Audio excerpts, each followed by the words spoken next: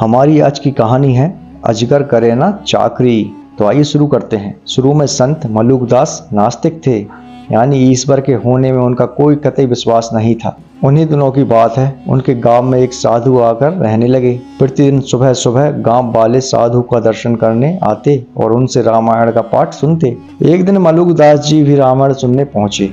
उस समय साधु महाराज ग्रामीणों को राम की महिमा बता रहे थे। राम दुनिया के सबसे बड़े दाता हैं। वे भूखों को अन्न, नंगों को वस्त्र और आश्रयहीनों को आश्रय देते हैं। साधु की बात मलुकदास के पल्ले नहीं पड़ी। उन्होंने तर्क पेश किया, क्षमा करें महात्मा जी, यदि मैं चुपचाप बैठकर राम नाम का जाप कर लूं, काम नहीं करूं, तब भी क्या राम भोजन देंगे? अवश्य देंगे। साधु ने विश्वास दिलाया। यदि मैं घनघोर जंगल में अकेला बैठ जाऊं, तब भी राम भोजन देंगे? साधु महाराज ने दृढ़ता पूर्वक उत्तर दिया, हाँ।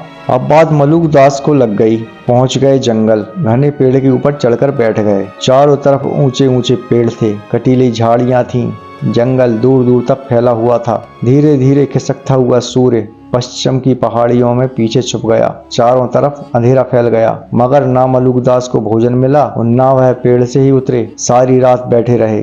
दूसरे दिन दूसरे पहर घोर सन्नाटे में मलुकदास को घोड़ों की टापों की आवाज सुनाई पड़ी। वे सतर्क बैठ गए। थोड़ी देर में चमकदार पोशाक में कुछ राजकीय अधिकारी उधर आते हुए दिखे। वे सभी पेड़ के नीचे घोड़े से उतर पड़े, लेकिन ठीक उसी समय एक अधिकारी थैले से भोजन का डिब्बा निकाल रहा था। शेर की भयंकर दहाड़ सुनाई दी। दहाड़ का सुनना था कि घोड़े बिदक कर भाग गए। अधिकारियों ने पहले तो स्तब्ध होकर एक दूसरे को देखा, फिर भोजन छोड़कर वे भी भाग गए। मलुकदास पेड़ से यह सब देख रहा था। वह शेर की प्रतीक्षा करने लगा, मगर दहाड़ कर शेर दूसरी तरफ चला गया। मलुकदास को लगा राम ने उसकी सुन ली है, अन्यथा इस घोर जंगल में भोजन कैसे पहुंचता। मगर मलुकदास तो मलुकदास ठहरे। उतरकर भला भोजन क्यों करने लगे। तीसरे पहर के लगभग डाकुओं का एक दल उधर से गुजरा।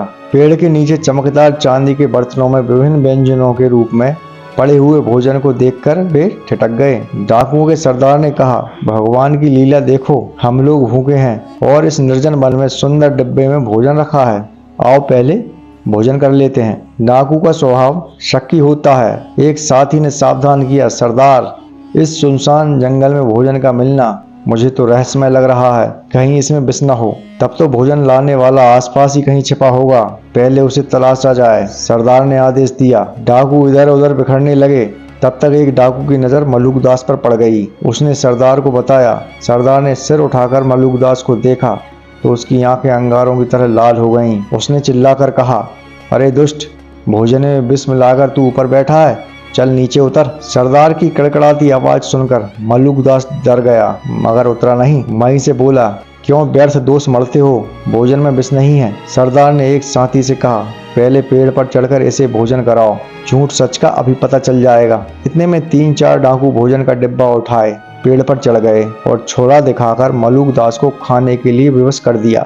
मलुकदास ने भोजन कर लिया, फिर नीचे उतरकर डाकुओं को पूरा किस्सा सुनाया। डाकुओं ने उन्हें छोड़ दिया। इस घटना के बाद वे पक्के भगवान के भक्त हो गए। गांव पहुंचकर मलुकदास ने सर्वप्रथम जिस दोहे की रचना की वह आज भी प्रसिद्ध है। अजगर करे न चाकरी, पंछी करे न काम, दास मलुका कह गए सबके दाता राम। तो दोस्तों, आपको यह कहानी कैसी लगी हमको कमेंट बॉक्स में ज़रूर बताएं और हमारे चैनल को लाइक, सब्सक्राइब, शेयर ज़रूर करें और बेल आइकन को भी दबाएं, जिससे कि हमारे आने वाली वीडियो की नोटिफिकेशन आपको मिलते रहें।